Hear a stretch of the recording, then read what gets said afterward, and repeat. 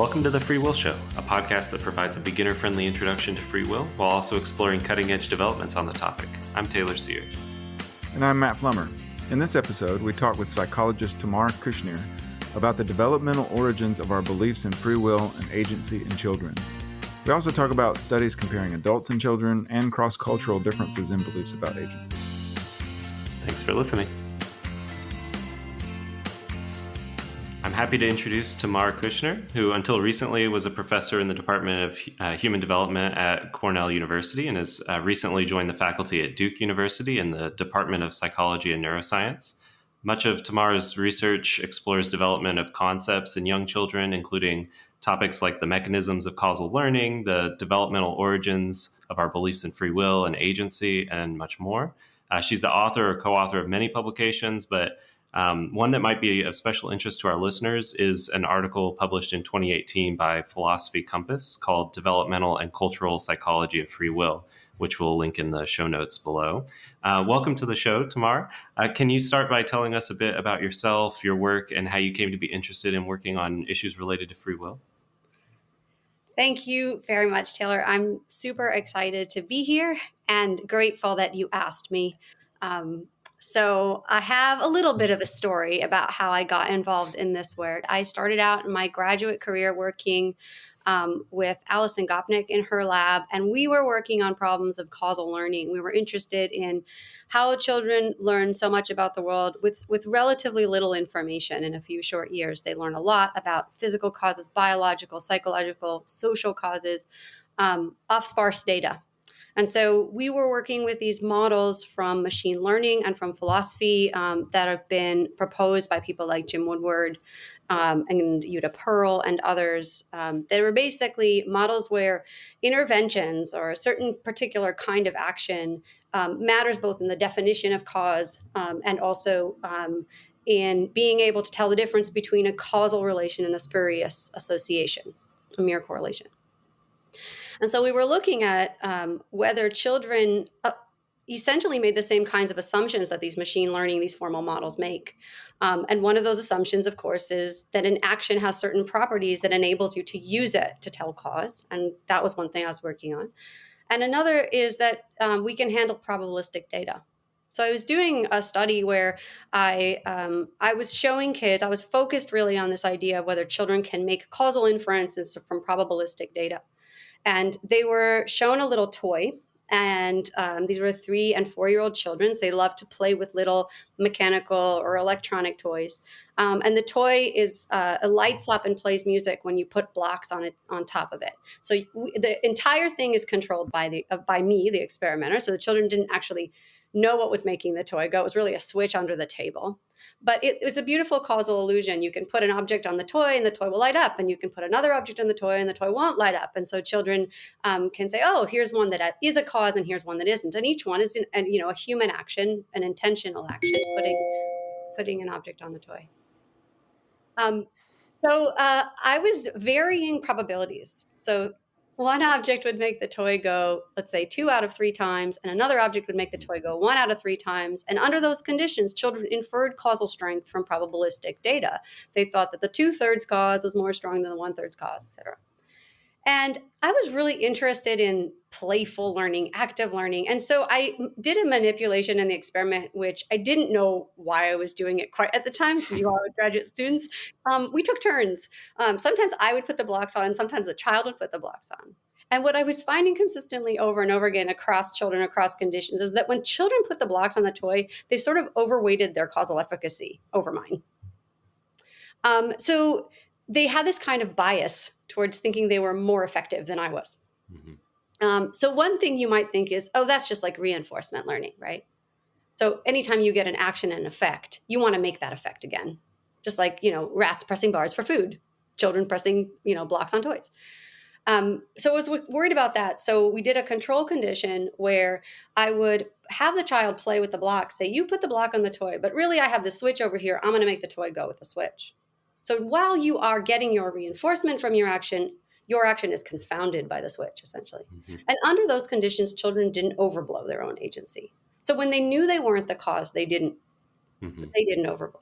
Yeah. But when they didn't know, they thought that they were more efficacious than me. So this was the causal agency bias, and then I did some work later to show that it's evidence-based, to some better, more careful controls. If your listeners are interested in the paper, I can point you to it as well. But that's what got me going. I said there's no reason these formal models don't actually predict that we should feel this way, right? An intervention is an intervention, yours or mine. As long as the action satisfies certain properties, it should be efficacious. So what's the difference? What's going on with these kids, and why do they think that they feel more agentic than me? I actually stumbled in a way on something like the sense of agency findings with adults in neuroscience, and I didn't even know. So that's what led me to free will. Maybe it's something like that feeling that I have that I'm in control of my own actions, that I'm really the cause. And I just started reading from there. And that's how I got to, my advisor was a philosopher, so I was not very good at philosophy, but I was willing to read. So I looked for things to read that were interdisciplinary. I found Al Mealy and his book. And then I found Roy Baumeister. I found volumes on the philosophy and psychology of free will and consciousness. And while I was enjoying them and realizing the kids were not there. So this is a long story, but basically, I finally found a paper. Sean Nichols wrote a paper in 2004 where he both explained a particular folk intuition about free will as having to do with alternative possibilities, and also did an experiment with kids. And it was the only one. And I got really excited. And so that's where I started. That's how. Nice. Yeah. Very cool. Thanks. That's awesome. Most of our guests have been professional philosophers, and though you're not a philosopher, you have collaborated with philosophers and even written this article that Taylor mentioned in the Philosophy Compass. How did you come to be interested in working specifically with philosophers as a psychologist? So as I mentioned, Alison Gopnik, my PhD advisor, she's a philosopher as well as a psychologist. That doesn't necessarily mean I wasn't scared to delve into a field that I didn't have any disciplinary knowledge of. But one of the things I like is that philosophers who are willing and interested in psychological data and have been able to write in a way that speaks to me, got me going, people like Sean and Al, et cetera. Yeah. I also think that the way that the methods of philosophy interest me, and I aspire to that sometimes, making sure you can give a clear argument, that you can give counter examples. I teach my students to design experiments with those ideas in mind. So there's many things about philosophy as a discipline that I think are complementary to psychology. The Society for Philosophy and Psychology, which I'm a long-time member of, is a great place to meet and talk across disciplines. And I think in general, I do care to tell young people always that the more that you can talk across disciplines, read outside of your discipline, the better your ideas get. So I sort of encourage that in my students, and that's how I was raised as an academic, as it were. Mm-hmm. Yeah. Nice. Yeah, that's good advice. In some of your work, you've focused on the developmental origins of free will beliefs, and you've argued that the foundations for folk intuitions about free will are laid in infancy. So we're going to ask about some of those studies, but before we do that, could you say a bit about the conception of free will that these studies work with? Yeah, very simply, we start with a basic conception of free will that involves the ability to do otherwise. In other words, just having alternative possibilities. So it is most similar to what you or your guests might refer to as a leeway conception of free will. Right. And that's because I started, one reason is I'll show you in a minute that's a great way in with infants and children. Not to say that the other conceptions aren't important to test out empirically as well. So we can, I suppose, talk about that after. Mm-hmm. Yeah, that's great. So with that leeway conception of free will in mind, can you tell us about some of the studies involving infants and how they lay the foundation for more robust free will beliefs? Sure. So if you're looking for the foundations of our belief, our ability to represent alternatives, I think it makes sense to ask, well, how far down can you go? At what age can you first see evidence that, let's say, babies even or young children represent alternative possible actions? So one method that should mention actually that I am not an infant researcher. Research in my lab starts as soon as children can walk and talk. So the youngest would be a toddler age child, maybe a 2-year-old. But I read the infant literature because I study causal cognition and social cognition, and these have their origin in infancy. So one method that infant researchers use to test out infants' knowledge is imitation. So imitation is a classic sort of social learning behavior, especially when you're directing an action at an infant. If you have children, you may have experienced this. If you say, hey, baby, look, watch, do this, and you clap your hands, the infant will clap their hands. So infants will imitate actions that are directed at them, especially ones that are directed at them with an intent to teach. So here's an example of a study that did this. The study was actually looking at infants' understanding of goals. But I read this study as also a study that shows that infants have the ability to represent alternatives. So this study was done by Gergely, Beckering, and Karali in Central University of Budapest. Central European University. European University of Budapest in a long time ago, in the the turn of the century in 2002. So they allowed 14-month-olds to observe a person pressing a panel with her head to turn on a light. It's like that. And either that person was free to use her hands, so her hands were sort of on the table and then she just pressed her head down. Or her hands were occupied. She was wrapping her body in a blanket and holding the blanket tight and then pressing her head down. So after this demonstration, the infants were given the panel and they were, allowed to imitate. And like I said, they will readily do this. And infants in the hands-free condition imitated the exact means and the goal of her action. They pressed their head down on the panel to make the light go. But in the hands-occupied condition, infants performed the action using a more efficient means. They just hit it with their hand. So babies are showing in this experiment also that they differentiate the goals of the two agents, which is nice. But they're showing that they distinguish the contexts. There's a context in which actions could have been performed otherwise, the hands-free condition, and in a context in which the actor was physically constrained that could not have been otherwise. So that's just an indication that at 14 months, they're representing at least one alternative possibility. I think, actually, if you want more, there's examples with even younger infants. Oh, wow. Which is very cool. So these use a slightly different methods, measuring babies' boredom with or interest in an event by how long they look at something. So looking at something for a long time indicates interest. And in some situations, interest comes from something unexpected or surprising happening.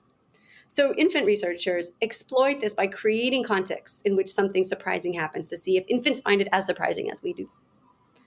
So this same group of researchers actually did a version of their study with 9-month-olds and measured looking time. And 9-month-olds were shown a cartoon of an agent jumping over a barrier, a large block, to reach an object on the other side over and over again until the infants kind of got bored of that. And then they were shown 2 test events. In one test event, the barrier was removed, but the arc of the motion stayed the same. So it looked perceptually identical to what they had seen before. But it was also it would be funny from an intentional perspective to go over a barrier that doesn't exist. And in the other one, the motion was direct. So the perceptual event was different, but the goal was reached by a more efficient means. And 9-month-old infants were more surprised that the arc stayed the same. In other words, perceptual similarity, but a very funny way of reaching the goal was more surprising than doing the efficient action. So again, this is sort of a hint. It's not as good of a test as the infants in the hands-free, hands-constrained case, but it is somewhat of an indication that they're representing the efficient alternative. And not only this, but Amanda Woodward and her colleagues in their lab have shown that even when 2 actions are equally efficient, infants can represent an alternative possible action.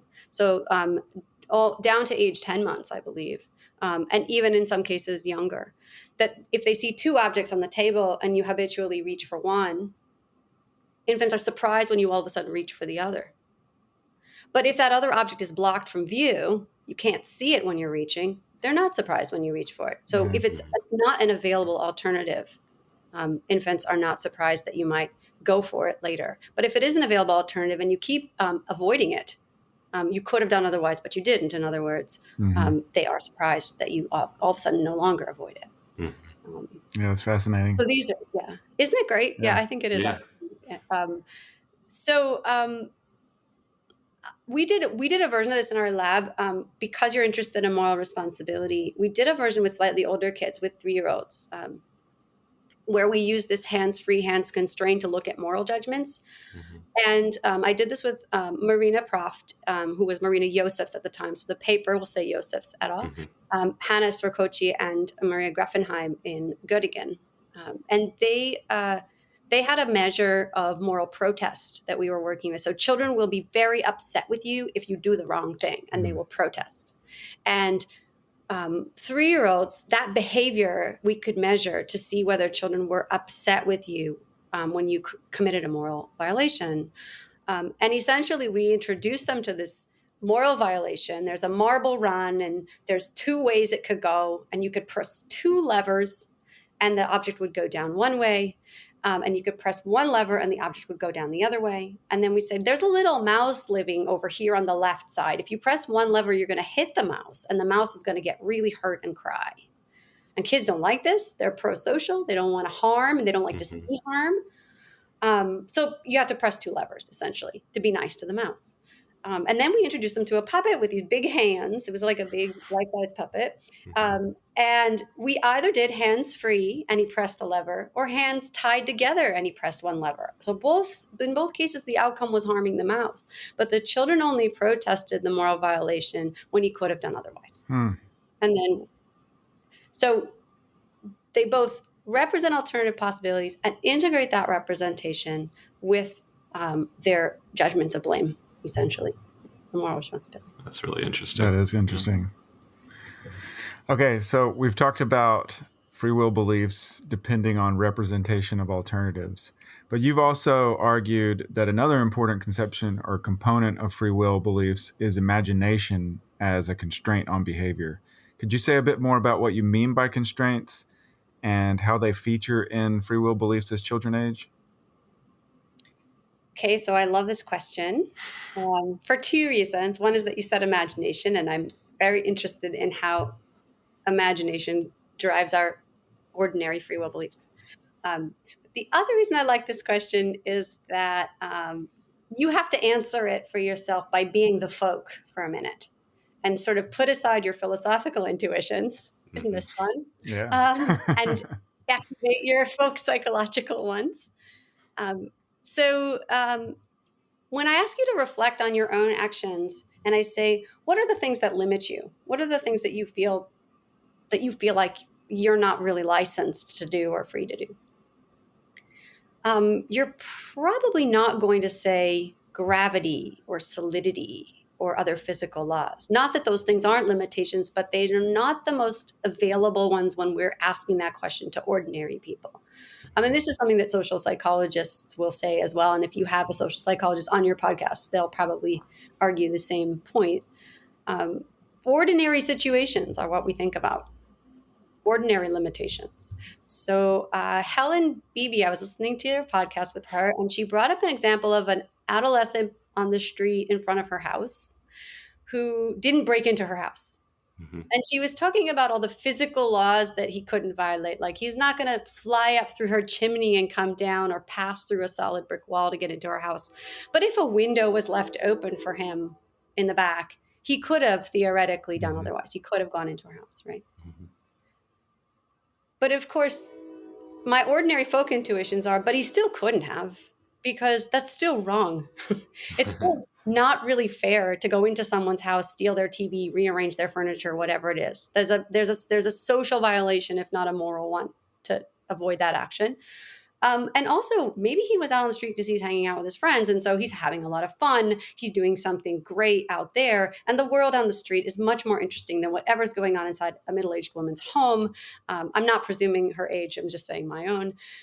So that's another reason why he might not do otherwise. And those are the kinds of senses in where our imagination plays a big role. So Of course, we think about physical laws, and we ask children about that. So from our own research, we find that children say that you're free to make ordinary choices, like drinking milk or drinking orange juice, or free to draw a circle or a square on a piece of paper, or free to play with your friends or play alone, that sort of thing. But those same children say you're not free to violate physical laws, float in the air and never come down. You can't just choose to draw a picture if you choose to draw a picture that's too difficult for you to draw, or to copy something that you can't see. Even biological constraints. So let's say you have the flu and you're sick in bed. You can't just choose to go run around and play with your friends. So anything that acts as a constraint on our behavior physically, children at age 4 also believe that acts as a constraint on our behavior. And it would make sense to you given what they know in infancy, at least rudimentary knowledge of folk physics plays a role in how they imagine alternatives in infancy. And this just blows up as they learn more about the world. Interesting. So I will tell you, there are 2 funny differences between the little kids and us. And those have to do with the other parts of the example. You can't just go into someone's house and rearrange their furniture, or why would you go inside a middle-aged woman's home when it's more fun to be outside with your friends? Even though so those seem to us very far removed from a philosophical conception of free will, because those are just ordinary choices that we're probably not going to make, or ordinary events, situations that constrain our choices, but we know we're still technically free to break into the person's home. Right. Young children don't act as if that's what they believe. So when it comes to social and moral norms, preschool age children really do believe that one has to act in accordance with them. And it's not until roughly age 6 or 7 that they endorse the possibility of acting otherwise, of committing a violation of a social or moral norm, and saying someone has the ability to break rules, social conventions, and even free to harm, which is the one that they resist the most, but they'll own up to it. Yeah.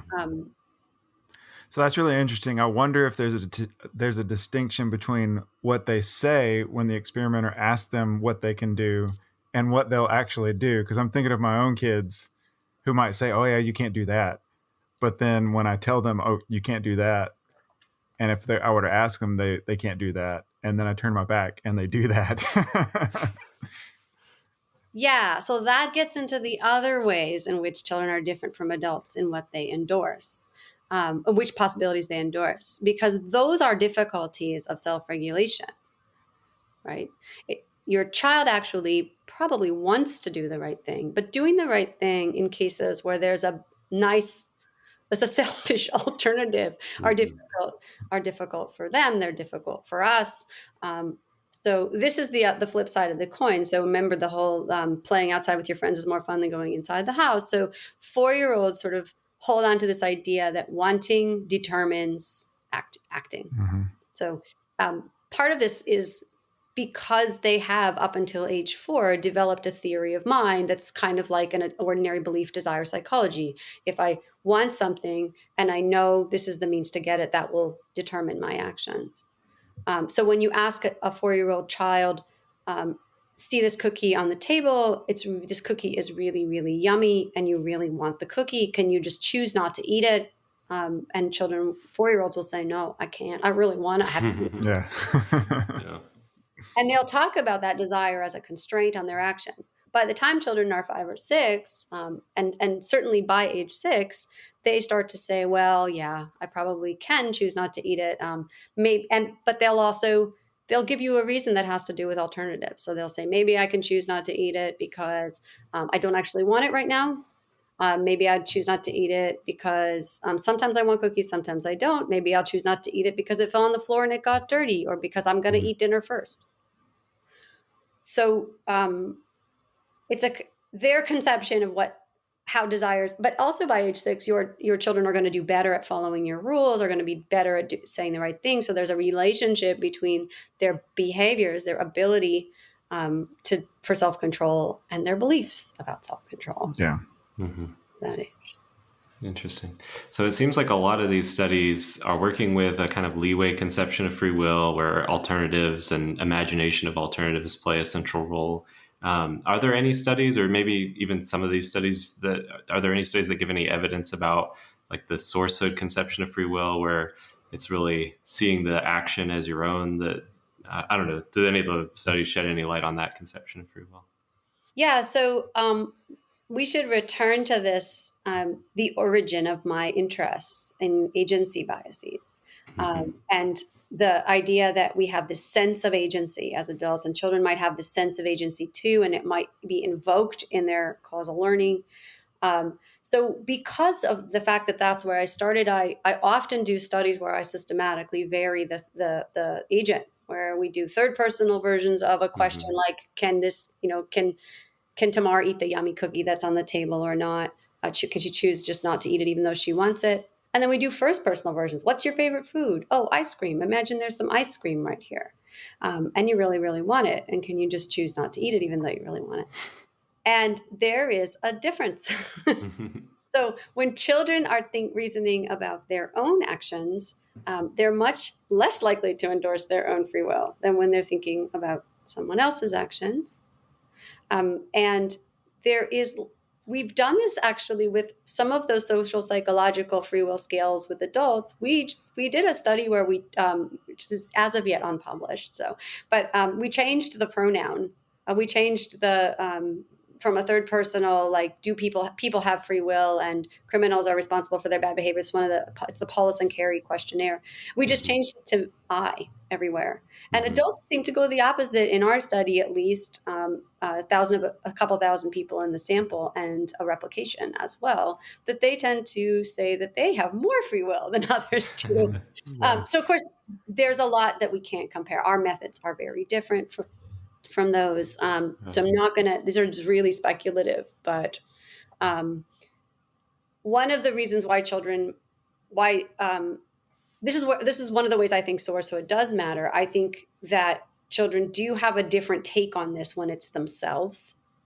But also remember that children are still learning, that in a sense, their job in the world is to learn about the world, to learn about their own agency is part of that, to learn about how they fit into the social community around them,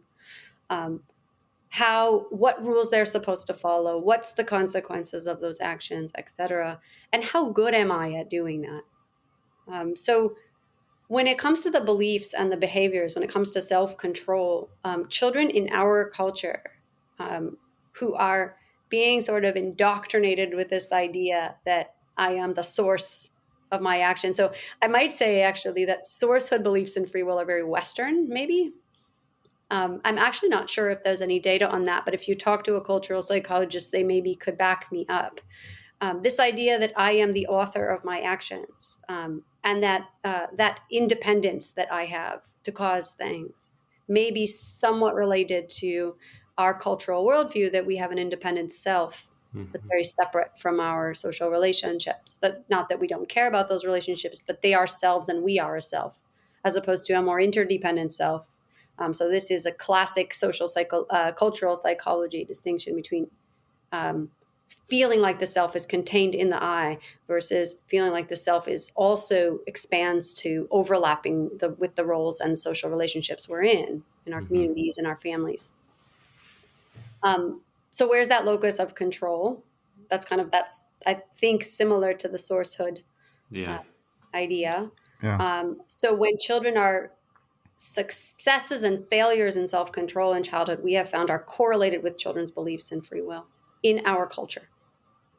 So children who are controlling for age, across ages 4 to 10, children who succeed at difficult self-control tasks are also those children who endorse free will more. And children who fail are ones who endorse it less. So there's a lot to say about sourcehood too, I think, and how the two components of the concept relate, the sourcehood and the leeway views in our psychology anyway. Yeah. I hope I said that right. I mean, my command of the terminology. No, that was spot on. Yeah, for sure. So you started to mention different cultural beliefs, and you've done experiments on this, right? Where you've experimented on children in Eastern and Western cultures. So how much of our experience of ourselves as agents is a product of these cultural and social environments? Yeah. Short answer, a lot. So some things seem to be universal. So the basic ability to represent alternatives, the basic understanding of physical laws and as constraints, those all seem to be very universal in the children that we've looked at, in the cultures that we've looked at. So in the US, in China, in Singapore, in Nepal, and in Peru, in modest size samples. So I think it's very important to continue to look at children across cultures and to collect more data.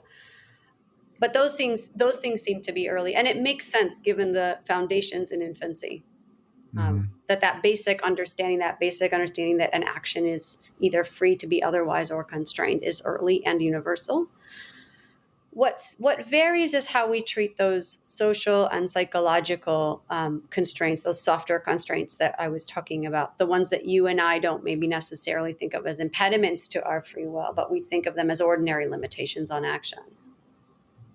The data, I may mention the data first, and then I'll tell you what I think is going on. The data is that when you ask children to talk about whether social and moral constraints limit their behavior, limit their free will, children in the US, by the time they're 7 or 8 years old, they start to say that they're not. So one can act against moral and social norms, even though it's not good to do so. So we check, we say, is this okay? They say, no, it's not okay. But can you do it? Anyway, yes. Children in Singapore, for example, or in Nepal that we've looked at, across the board. So there's still an age-related change. Older children are more likely to say you can than younger children, but the main effects are very low. So most children, most of the time, say you cannot act against moral and social constraints. And another thing that's different is in those cultures, when we've looked at beliefs about desires and self-control, actually those don't really look that different. In China and Singapore and in Peru, children at a certain point in middle childhood, so around age 6, 7, 8, start to say that you can choose to do something you don't want to do. You can choose not to do something you do want to do, right? That's the real self-control question, the free won't, some philosophers say. But there is no correlation between that endorsement of that belief and their abilities for self-control, their behavior in these difficult self-regulatory situations. So the situations that we set up for kids, so here's the key idea is this: the situations that we set up for kids when we test their self-control are not the marshmallow task. So your listeners are probably familiar with this temporal discounting problem where you could have something really yummy now, or you could wait 15 minutes for even more of that something yummy later. We actually can't get IRB approval to do that task very much. And it's very difficult to run. And in fact, often kids will ceiling out. So kids these days seem to be, there even was some data published on this recently, kids seem to be better at this task than they used to be. And also there's a lot of cultural issues with that task, because in some cultures, it makes more sense to take a little bit now than to wait for more later. And in some socioeconomic conditions, it makes more sense. So that's not a really great self-control problem for our experiments. Instead, we use instruction following tasks, like sort these really fun toys, but don't play with them. Or I'm going to wrap a gift for you really noisily, but don't peek. So if you think about it, the reward structure of those tasks is compliance. And so you're looking at a bunch of kids who want to be compliant. And this was your example you brought up. I really want to follow this rule, but it's really hard. Yeah. And it's hard for the kids in Singapore and in China as much as it's hard for the kids in the US. But the locus of control, that the attribution of why it's hard might be different. So kids here, if they struggle and fail, they might attribute to weakness of will because they're already developing these worldviews, these cultural worldviews about the importance of sort of that individual locus of control. And kids in Singapore might be, although we are looking at this now, we don't have exactly the definitive test of this, might be sort of attributing to outside. Well, I didn't follow the rules. Maybe it's something about my social relationships. Maybe I wasn't a good instruction follower today or something like that, but not, I cannot control my desires, not that attribution. So while the behaviors change with age and the beliefs change with age, kind of in the same trajectory, the correlation is very specific to our culture. For those people who have this intuition that that sort of sense of agency, that perception of our actions as causes and caused by us seems so immediate, it's hard to imagine how a cultural bias could insert itself. So I just told you about the data with the kids, but people are still maybe checking this against their own intuitions and worrying about it. But one thing that is important to remember about how we view our own actions, even the most immediate and reactive ones, even the ones that happen in a moment, right, is that they're interpreted. They're always interpreted. The interpreter is a product of years of experience. And that's where the cultural bias is. So children are developing their sense of agency with interpretation. And so those sort of overarching beliefs that we have that come from our cultural and social environments that may be actually very individual to each one of us, of what is or isn't a choice, where's the locus of control, right? There's a lot of work showing that that's interdependence, independence might be within culture differences and also situational differences for each one of us about where we place that locus of control. All of these are recruited in even the way we post hoc interpret an action in a moment. So so then that becomes then evidence for the next belief about ourselves. So there's this kind of cyclic relationship between the two. Yeah, that's fascinating. Well, are there any other new projects that you're working on now or you'd like to preview for us or for our listeners? So I know you guys like science fiction and AI. So I have a graduate student, Tess Flanagan, who is also, loves science fiction and AI and free will. So That's she has awesome. designed a series of studies to look at how children perceive the agency of the ordinary interactive technologies in their lives. So there's already work on child-robot interactions and how children perceive the beliefs, desires, intentions, moral status of robots. But most of the things that we interact with aren't really robots in that sense. They're not humanoid. Right. They don't have faces. They don't have bodies. They're things like our smart speakers or our vacuum cleaners. And so we're looking at what children think of their smart speakers and their vacuum cleaners. It's very, very interesting. Yeah. That sounds fascinating. My son is 3 right now, and he's just learned to control our Google Home. So now he'll ask for his favorite songs to be played. Yes. And Yes. I'm wondering about, exactly. I'm wondering about these Say brand connections. names. Yeah. That's all right. It seems like, so one of the things is that if you have kids, you've observed that they're just casually interacting with these things. Does that mean they think that these things are just like us? And then so far the answer seems to be no, not exactly, but they do take the behaviors as signs of mind, something like a mind. Children also have interesting beliefs about the supernatural that are different from ours. And I think that there's some relation between, our interpretation of minds, where there is a mind, what has a mind, doesn't necessarily always require a body or necessarily humanoid features. So I think that's a really interesting area. So that's one. That's cool. I'm personally, there's a couple of projects that I'm really passionate about too. Although I love the robots too. One is, I guess I was trying to give it an overall name of the positive psychology of free will. So in both young children and also in adolescents and young adults, we're interested in our lab in how some of the characteristics of sort of human flourishing and well-being and achievement and goal setting might relate to their free will beliefs. So we're looking at free will beliefs in relation to a host of attributes relevant to achieving goals, such as growth mindset, persistence, problem solving, How does that relate to this basic idea or our imagination that we have the ability to do otherwise? And another involves relationships between a sense of purpose, which is a very adaptive thing to have, and beliefs in free will, things like that. So that's another. And I work on a lot of stuff.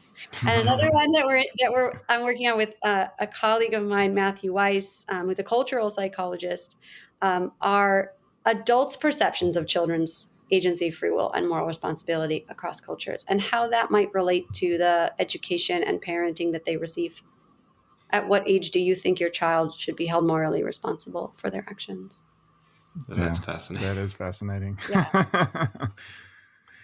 Where do you predict there will be interesting developments, or what areas of science do you think would be most fruitful for philosophers interested in free will to explore?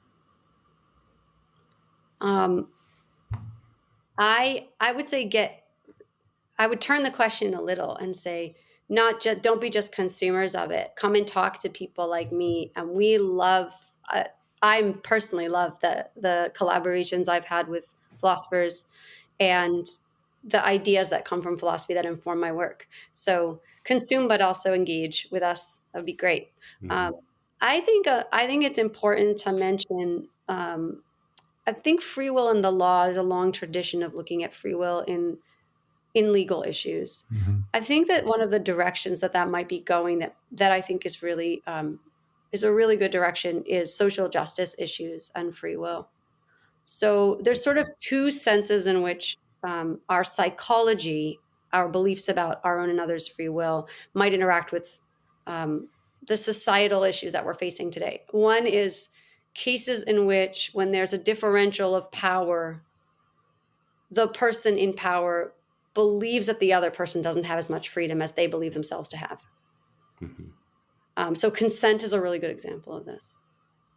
And I've been talking to people about this who are interested in social justice. I think this is an area where the psychology of free will can inform these kinds of debates about how to help people recognize when that's happening.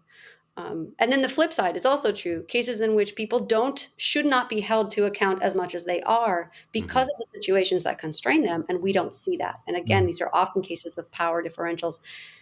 And I think that one of this gets into issues of racial justice, of social justice, of all of things that people actually care about that matter. Yeah, right. Not just let's talk to kids. All of that matters too. Yeah.